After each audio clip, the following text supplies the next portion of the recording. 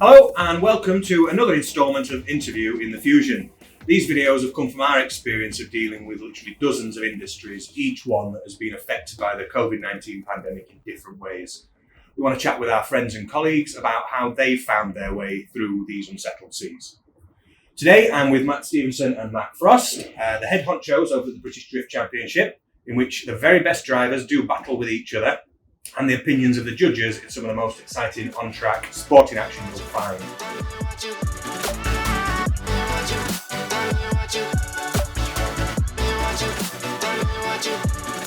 So through our motorsport brand, Gala Performance, we are of course official partners of the BBC, and I for one am a huge fan of the whole operation, so welcome. How are you? Good, yeah, it's nice to, like I say, it's nice to start seeing people again and all this craziness. Yeah, we're keeping very busy with it all.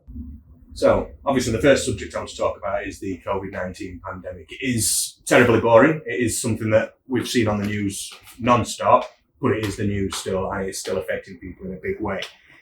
The whole country went into hibernation for 3 months back in spring. So, let's say you're in the second full year of ownership of the British Drift Championship. You're looking forward to the second year. You've learned big lessons the first year, and then the pandemic hits. What's going through your mind? In 2019, obviously the first year of me running it all, we had the challenge of rain, which was an absolute nightmare.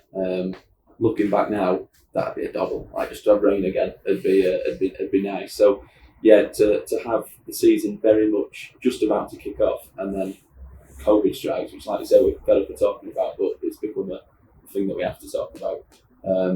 It was a huge challenge, and the biggest thing that's been tough for us is that we've spent the full year replanning to put on a great season, but not what we originally wanted.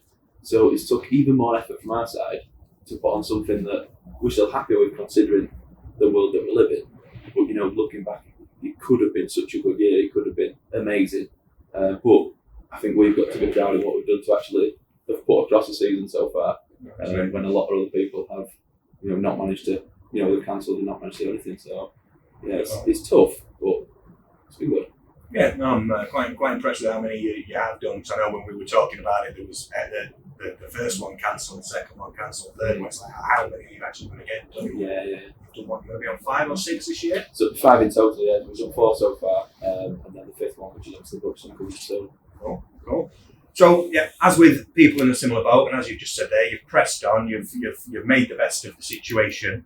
It's obviously been a bit of a baptism of fire, as I said, in your second year in the charge. What challenges have you faced from an operational perspective in terms of how to deal with putting it on what? I think the key bits are all just the obvious logistic stuff of making sure that everything's safe. We've got a responsibility to the people who are coming and supporting us to make sure that everything's done in the correct way. So it's learning something that the government, the world don't really know 100% about, and we've got to make sure we tick as many boxes as we can to make sure that we're better safe. So that's been definitely a challenge, and the last minute uncertainties of can we have people there, can we not have people there, and trying to plan and put on a good enough event for people to enjoy, even though not knowing potentially a couple of weeks before whether people can go or not.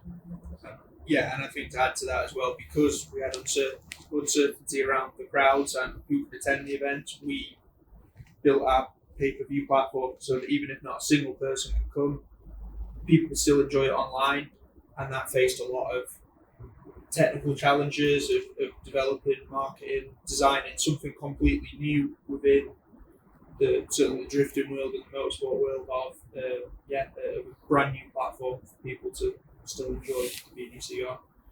Cool. So if it doesn't go away for a long time until into next year, how do you see your event and sporting events in general, how do you see them progressing and being able to continue into next year? I think that links into what Matt just said then. So the BDC Insider platform enables us to continue on regardless, because we've got those loyal supporters and fans who are paying to watch the live streams and see it, which gives us the revenue that we need to continue on. Obviously, we want fans at the event, because that is what drifting's about. You've been there, you've seen it, you know that the atmosphere around the venue is what people love and why people come to see it. So seeing it on the Insider platform doesn't quite give you that much real life experience, but it's better than not seeing it at all. So that enables us to carry on type thing. Yeah, well, that does lead me into the next bit then, which is, as I mentioned, Gala Performance is an official partner of BDC. And we were overjoyed to welcome you all down a few months back, bringing Luke Woodham and Biz Phillips with their vehicles to give us all heart attacks a little bit and drift and speed the cars through the warehouse. That was to promote the BDC Insider. Do you want to give us a little bit more information around what BDC and what people can expect to see on that platform? Yeah, if you want to. Yeah, so BDC Insider, obviously next year, number one thing is the live stream will be housed exclusively there for people to come and enjoy. It's going to just keep getting better. The stream, if you look at what free stream was out that used to go out a few years ago to what the Insider one is, you can see immediately the difference in terms of quality of graphics, camera angles, drones. We've thrown everything at that, really.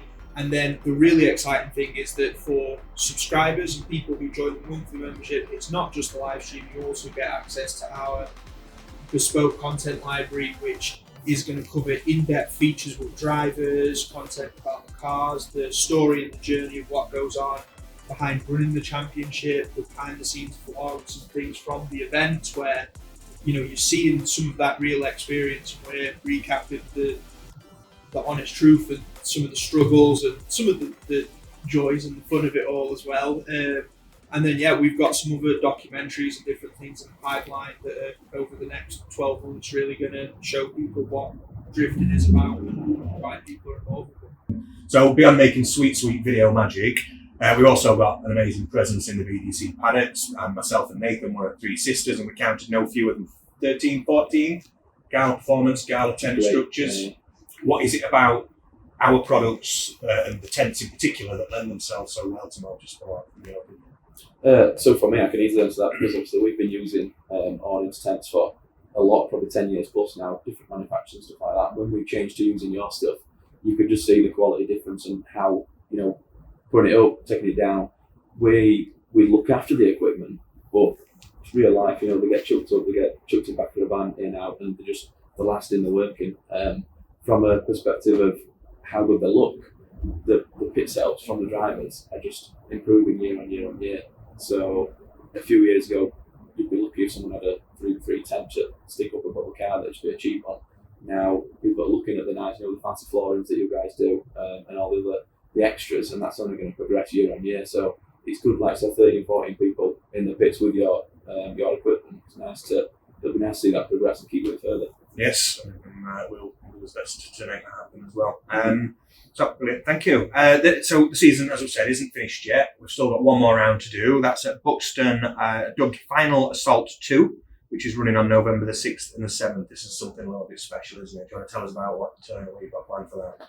Yeah, do you want to run through? So we're throwing everything at this one really to send the year off of a bang, to remind people that the BDC is, the UK's professional drift series, and we've got a few exciting things. So one that we just announced yesterday is we've got Luke Woodham, who came down here. He also has a Pro Light truck, which is essentially a small trophy truck with a V8 engine. He's bringing that. There's some junks, there's some other stuff. He's going to be doing some displays and demos, and we've actually got a competition running at the minute for one of our fans to win a ride along in that truck with him while he's doing some of his displays. We're going to be bringing back, touch wood at this point, but we're going to be bringing back the Autographs guys from Three Sisters to do some more demos with that. We've got the ridiculous 48 metre big screen set up by the side of the track. We've got sound and colour vision doing the fancy flames, sparks, just any stupidity really to get some bit of action. So it's running into the night at Buxton, so it won't finish till about 9:30, 10 o'clock. So battles under floodlights with flame sparks and other stupid stuff is pretty cool. I love it. So will there be people we'll be able to welcome visitors? Yes, so we've got a very, as the other couple of rounds, we've got a limited amount of tickets for sale.